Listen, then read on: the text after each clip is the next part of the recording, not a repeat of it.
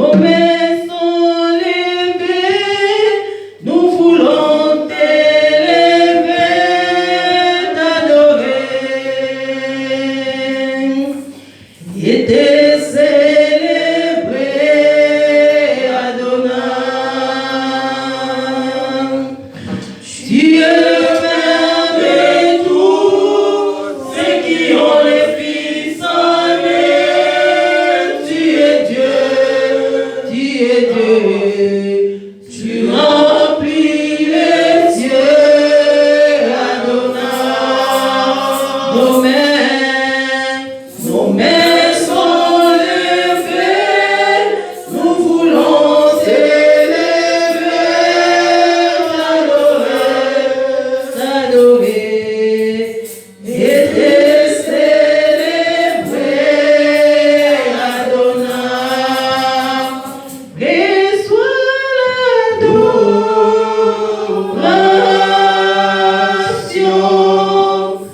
Tu es roi des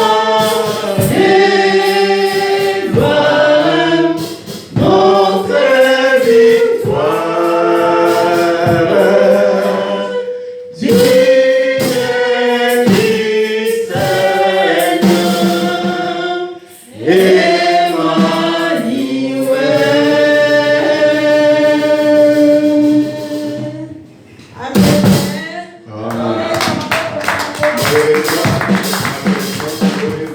Seigneur,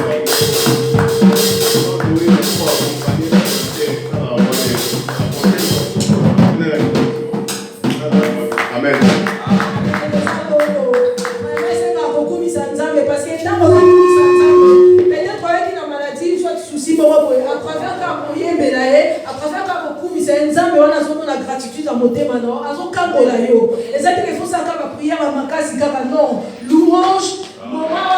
Louange et adoration et ça va quitter Nzambe. Oh papa la biso lobi eza ya solo. En tout cas on mettre en pratique prochainement.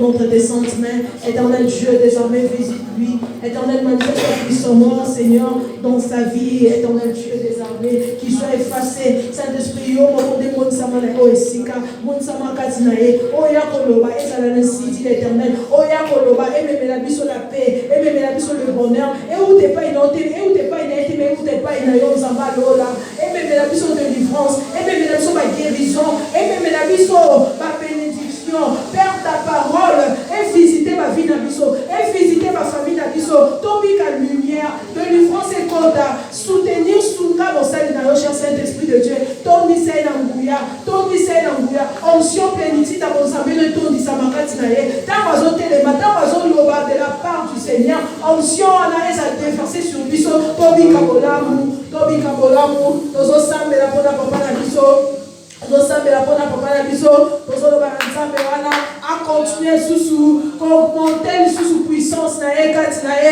Nzambe on attend c'est la sagesse surnaturelle. Attend c'est la capacité surnaturelle. Nzambe on a visiter en fait que puisse vivre le fruit de l'esprit, vivre physiquement. Nous sommes même pour la biso mon Nzambe à compte likabu na biso parce que tu es la présence na e, tu es ko lukelongi na e, tu es pas mutamokilité.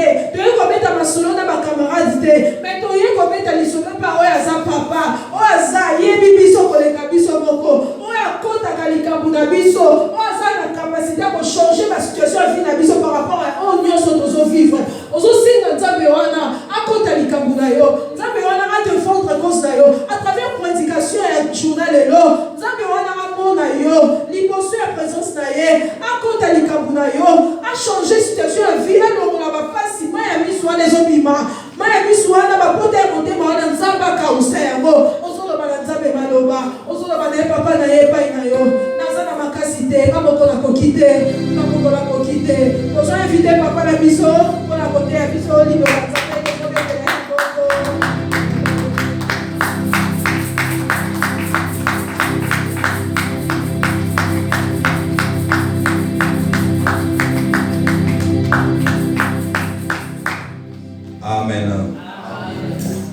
encore très content de vous avoir ce matin.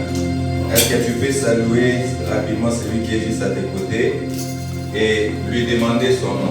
Peut-être que c'est ta première fois de la voir ou de le voir.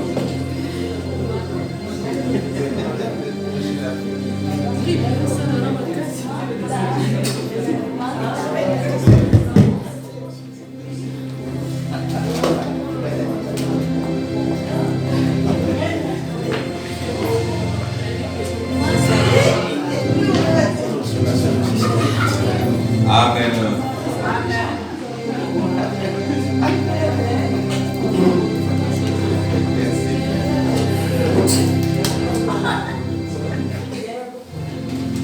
Amen. Ok, je suis encore très content de vous avoir très nombreux ce matin pour partager la parole de Dieu. Amen. Et j'ai toujours dit la force de notre église, c'est cet esprit de famille. Amen. Plus nous allons être ensemble, plus le Seigneur sera avec nous. Amen. Que le Seigneur vous bénisse. Maintenant, j'aimerais avant tout que vous priez pour votre famille. Moi, je me préoccupe pour vos familles.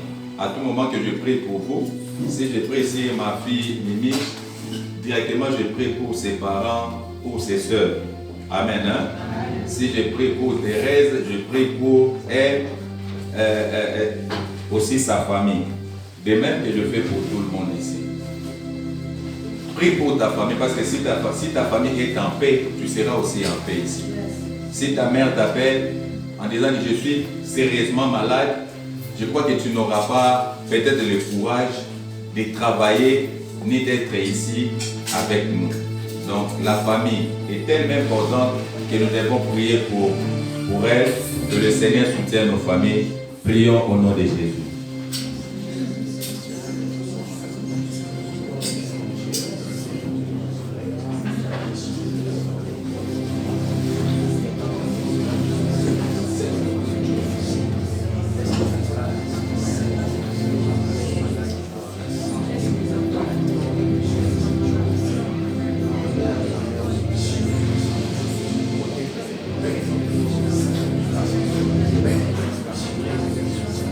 Bien aimé, s'il vous plaît.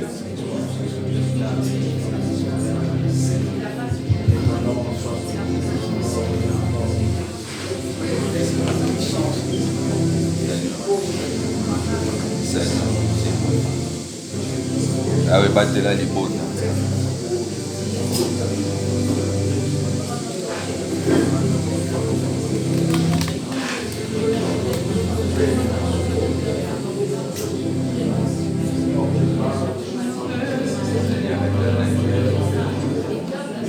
Seigneur, battez là les bonnes.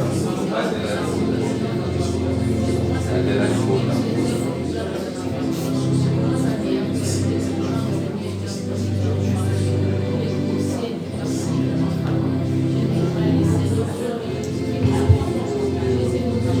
Au nom de Jésus, nous avons ainsi prié. Amen. Amen. Ok, papa, patience peut m'aider à relever un peu la voix de ce micro. Que le Seigneur nous bénisse. Je suis encore très content de vous avoir ce matin et de parler de la part de Dieu. Je crois que dans l'église, si vous êtes le pasteur qui dirige une église, à tout moment nous prions, nous demandons à Dieu quelle est la nourriture appropriée pour ton peuple. Peut-être moi je peux estimer, mais c'est celle Dieu qui connaît vos cœurs, qui connaît vos réalités. Il doit m'inspirer, n'est-ce pas, afin que je puisse canaliser mon enseignement, soit ma prédication, de manière à vous aider. Et pendant que j'étais dans la prière, depuis l'autre semaine, le Seigneur m'a dit de parler sur le mariage, car c'est un point très important qui dérange beaucoup de gens, et d'autres sont sur le point de prendre des décisions, peut-être de faire des choix, d'autres aussi sont sur le point de se séparer.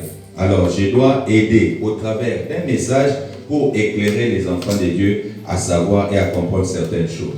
Je débutais depuis le mercredi, j'en ai parlé énormément le vendredi et voici aujourd'hui, j'en clôture ce dimanche. Le vendredi, pour n'est-ce pas vous remettre dans cet enseignement, j'avais parlé sur l'importance du mariage. Selon Dieu, le mariage était tellement important. Dieu voulait, n'est-ce pas, remplir la terre, et Dieu ne pouvait le faire qu'au travers du mariage. C'est-à-dire l'homme comme seul, l'homme seul ne pouvait pas remplir la terre. Et il aurait fallu qu'il y ait sexe contraire, opposé, pour que dans leur réunion, que cette terre soit remplie. Donc, le mariage est très important parce qu'au travers du mariage, Dieu a créé la femme pour les mariages afin que la terre soit remplie. C'est pourquoi je déclare aussi dans ta vie, si tu ne mettais pas au monde, que le Seigneur te rende fécond. Amen. Alléluia. Parce que vous avez été créés en fait de remplir la terre. Que le Seigneur vous bénisse. Amen. Alors, l'homme était dans la solitude, c'est-à-dire il vivait seul. Dieu envoyait des animaux tout autour de cet homme, mais l'homme n'avait pas point trouvé d'aide. Et en cela, Dieu a dit, pour mettre fin à la solitude de l'homme, je dois créer la femme. Et cette création se passe par le mariage.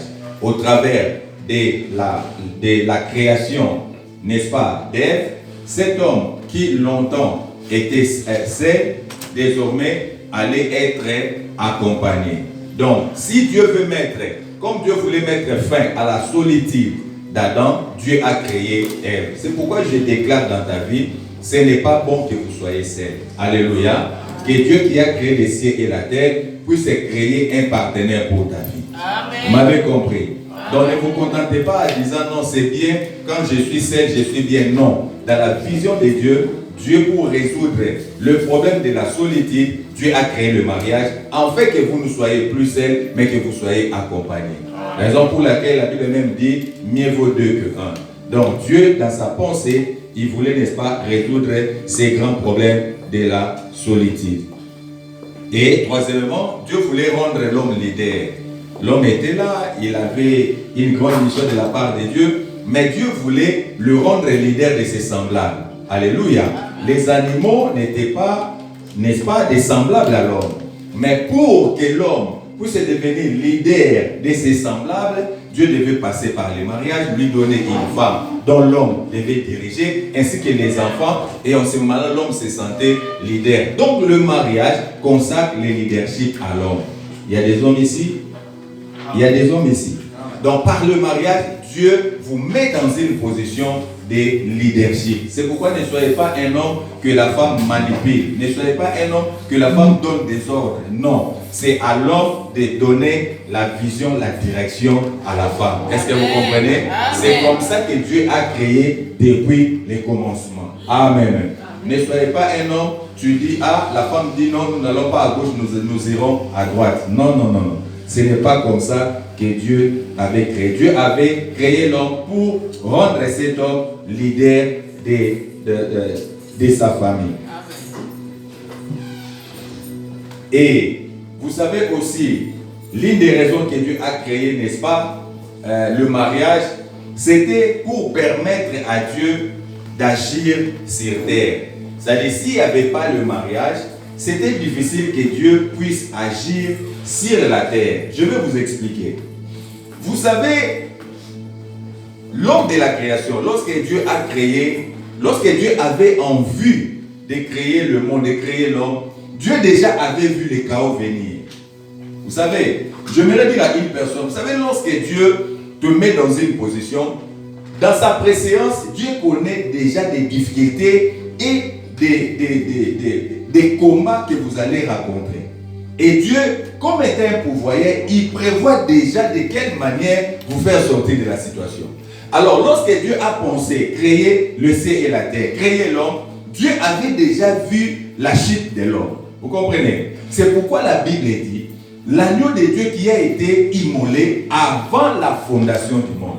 C'est-à-dire, avant même que Adam et Ève soient sur la terre, l'agneau a déjà été immolé. C'est-à-dire, Dieu avait déjà en vue la chute de l'homme et Dieu avait prévu un agneau qui serait déjà immolé, n'est-ce pas, pour résoudre ses problèmes. Or, lorsque Dieu, avant même la création du monde, lorsque Dieu pensait à cet agneau qui allait être immolé, Dieu voyait déjà le mariage. Parce que cet agneau ne devait pas passer par l'homme, n'est-ce pas? Donc Dieu devait créer une femme, Dieu devait créer des générations pour qu'un jour, une femme mariée puisse concevoir par la puissance du Saint-Esprit, donner naissance à cet agneau qui devait, n'est-ce pas, sauver le problème de l'humanité, donner la solution à l'humanité. Et cela devait passer par le mariage. Donc il aurait fallu qu'il y ait un homme, une femme, qu'il y ait des êtres sur terre, par ces êtres que Dieu devait passer, n'est-ce pas, pour résoudre ces problèmes du chaos qui s'est pointé devant nous. Alléluia. Et Dieu devait passer aussi par le mariage, n'est-ce pas, pour établir la culture du royaume sur terre. Dieu, lorsqu'il a créé l'homme à sa ressemblance, à son image, autrement pour dire, Dieu voulait agir sur terre, mais en passant par son semblable qui était l'homme. Je me dire à une personne, tu es important. Amen. Tu es important. Tu es. Parce que Dieu t'a créé pour les représenter sur terre. Dieu t'a créé pour être son ambassadeur sur terre. Dieu t'a créé pour être son représentant sur terre. C'est-à-dire, si les gens veulent voir Dieu agir, les gens n'ont pas besoin d'aller au ciel, mais les gens ont besoin de contempler ta vie pour comprendre de quelle manière que Dieu agit. Amen. Alléluia. Amen. C'est pourquoi, même lorsque vous lisez la Bible, vous allez voir ceci. Dieu nous a créés à son image et à sa ressemblance, afin que lorsqu'une personne veut voir Dieu, qu'il puisse le voir au travers de ta vie. Tu es un ambassadeur de Christ. Dieu nous a créés pour représenter le royaume, apporter la culture du royaume sur terre. C'est pourquoi Jésus, lorsqu'il faisait la prière, il dit, notre Père qui est au ciel, que ta volonté soit faite sur la terre comme au ciel. Nous avons un Père au ciel, mais dont la volonté doit se faire sur terre au travers de nous qu'il a créé à son image. Alléluia. Amen. Et en cela, Dieu devait passer par le mariage, associer deux personnes, une famille, leur communiquer la pensée du ciel, afin que cette pensée soit véhiculée partout sur la terre. Aujourd'hui, quand les gens peuvent avoir l'amour qui se passe au ciel, les gens peuvent le constater dans ta vie. Est-ce que vous comprenez? Alléluia. L'excellence du ciel. Si les gens veulent lire l'excellence du ciel, les gens les liront au travers de nos vies. Amen. Car Dieu est là au ciel, mais il nous a mandatés comme étant ses ambassadeurs sur terre. Afin, n'est-ce pas, de ramener la culture du ciel sur la terre. Je dirais ceci. Nous étions sous la colonisation belge. Le roi des Belges était en Belgique. Mais il y avait un commissaire qui les représentait qui était au Congo. Et ce commissaire faisait la politique du roi belge ici au Congo. Raison pour laquelle au Congo, nous parlons français. Au Congo, notre système éducatif est comparable au belge. Alléluia. Même les noms, on a même changé nos noms pour porter des noms que le missionnaire belge nous a apportés au Congo. C'est-à-dire, ce même commissaire qui était chargé, n'est-ce pas, de faire la politique du roi belge au Congo, il nous a fait transporter la culture des Belges jusqu'à notre pays. Pourquoi? Parce qu'il en était le représentant. De même manière, Dieu aussi au ciel. Dieu a une culture. Dieu a une façon de faire. Dieu a ses lois. Dieu a sa façon. Dieu a ses principes. Et Dieu a voulu que ces choses soient faites sur terre. Et Dieu t'a choisi. Et Dieu t'a envoyé là.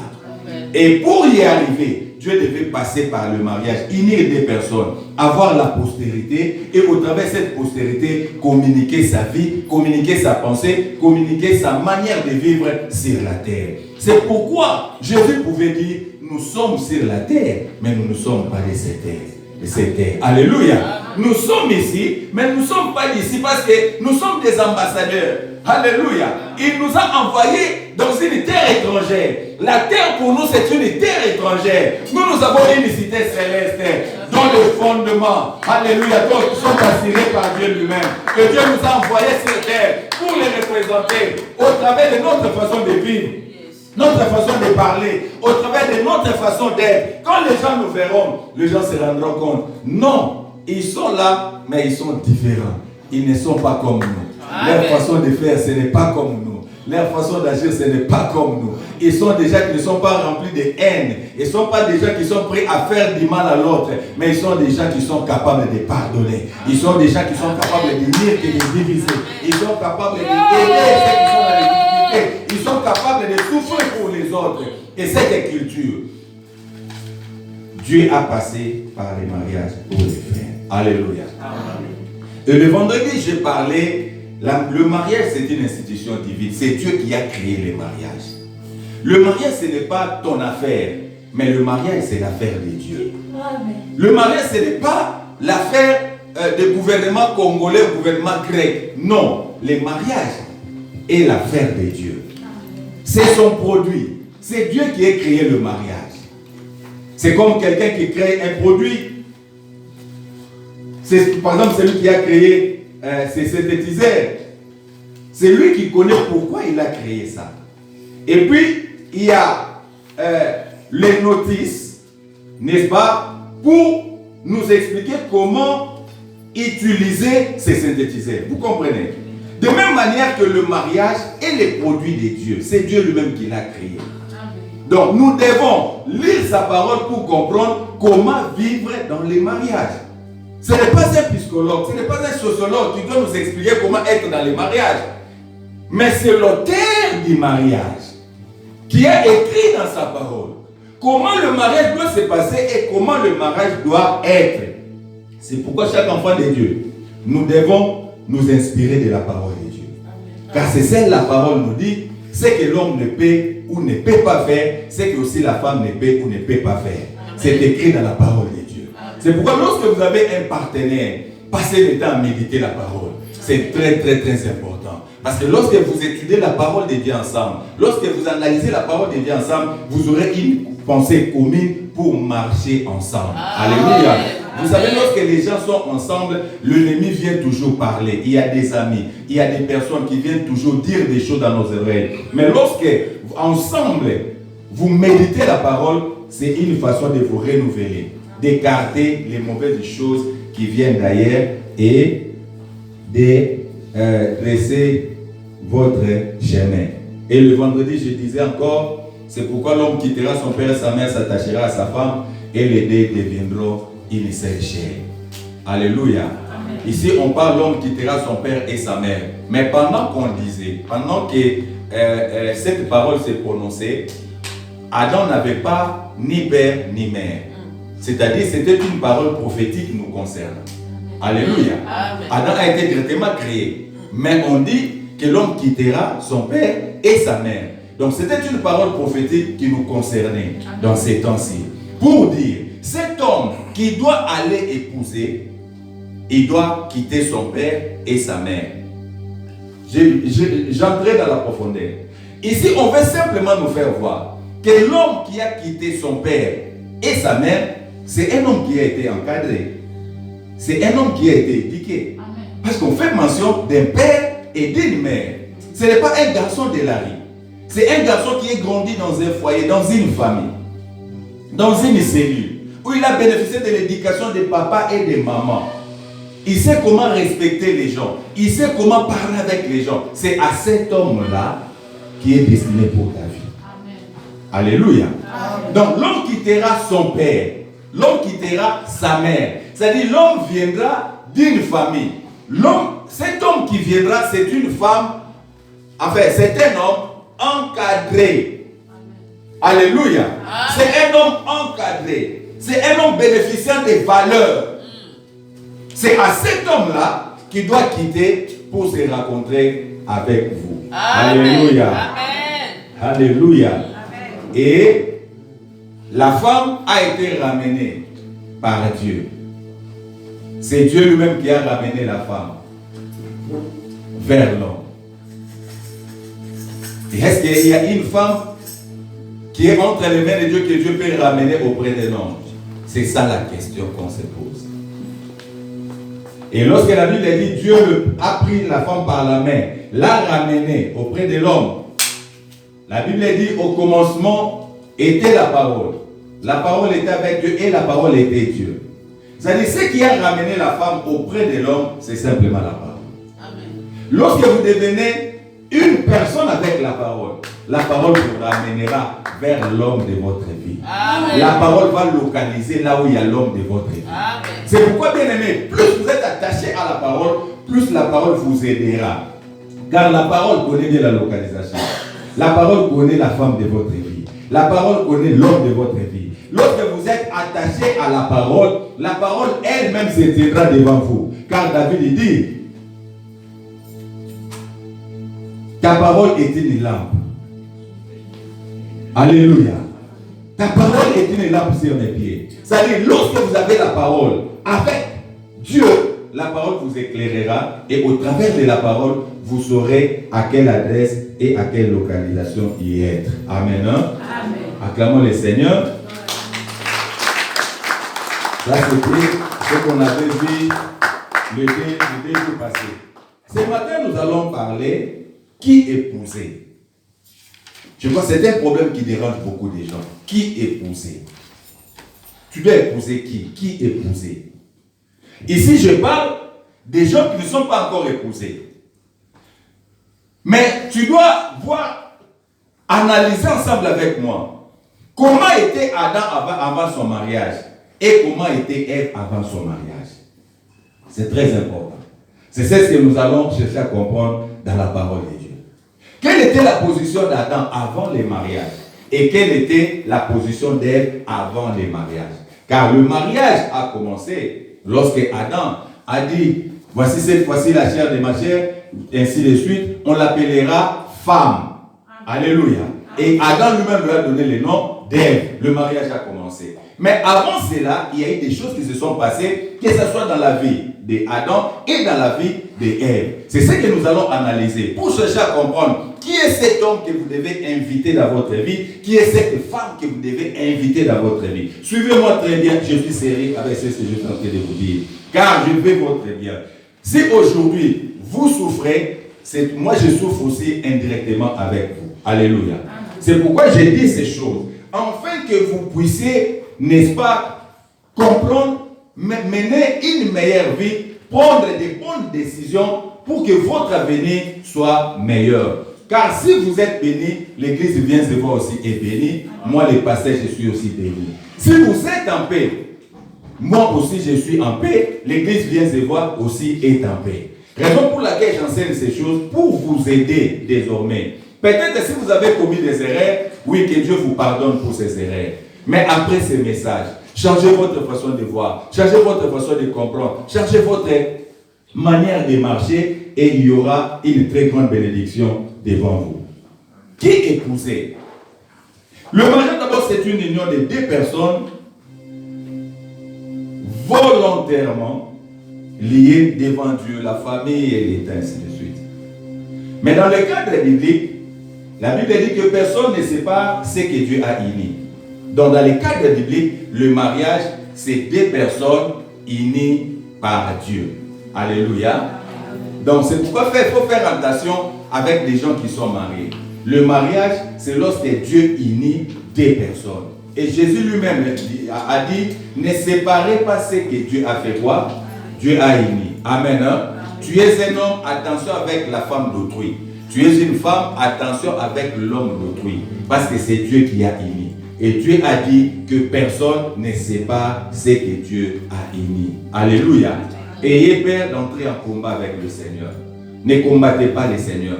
Car il y a une armée de Dieu qui protège les mariages. Et Dieu dit, ne prenez pas les risques de combattre cette armée.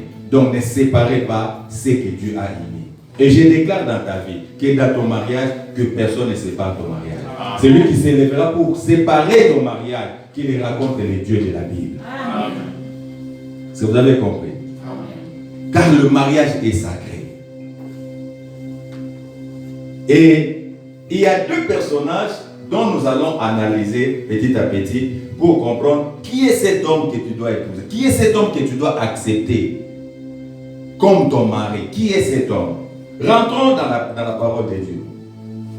Ici, nous commençons d'abord par l'homme. Premièrement, il doit être l'homme qui est créé à l'image et à la ressemblance de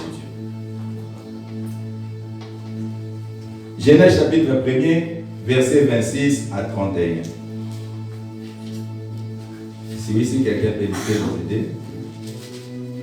Genèse chapitre 1er, verset 26 à 31. Nous lisons la parole de l'Éternel. Amen.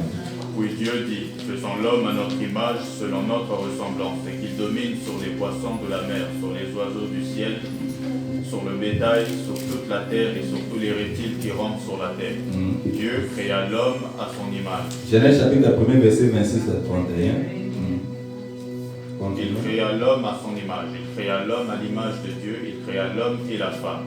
Dieu les bénit, et Dieu leur dit, soyez féconds, multipliez, remplissez la terre et assujettissez-la. Et dominez sur les poissons de la mer, sur les oiseaux du ciel et sur tout animal qui meut sur la terre. Et Dieu dit, voici je vous donne toute herbe portant de la semence, et qui est à la surface de toute la terre, et tout arbre ayant en lui du fruit d'arbre et portant de la semence. Ce sera votre nourriture, et tout animal de la terre, à tout oiseau du ciel, et à tous ceux qui se meuvent sur la terre, ayant en soi un souffle de vie, je donne toute herbe verte pour nourriture, et cela fut ainsi. Dieu vit tout ce qu'il avait fait, et voici, cela était très bon. Ainsi, il y eut un soir et il y eut un matin. Ce fut le 6e jour. Amen. La première des choses que vous allez constater pour accepter un homme dans votre vie, il doit avoir l'image et la ressemblance de Dieu. Ça, c'est capital. L'homme que tu dois accepter dans ta vie, il doit avoir l'image et la ressemblance de Dieu. Comment avoir l'image et la ressemblance de Dieu? Nicodème a posé la question à Jésus. Je suis déjà vieux. Comment dois-je naître encore de nouveau? Parce que par la nouvelle naissance, c'est là que nous recevons la nature de Dieu. C'est là que nous devenons enfants de Dieu. La Bible dit à tous ceux qui l'ont reçu, à tous ceux qui croient à sa parole, la parole leur a donné le pouvoir de devenir enfants de Dieu, lesquels ne sont pas nés selon la chair, mais selon l'esprit.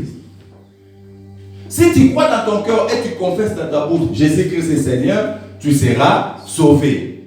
C'est-à-dire, avoir l'image de Dieu, c'est le recevoir dans ta vie. Recevoir sa parole, naître de nouveau, accepter Jésus comme Seigneur et Sauveur. C'est ça la première condition pour accepter une personne dans ta vie. D'abord, lorsqu'une personne se présente dans ta vie, ne vois pas d'abord le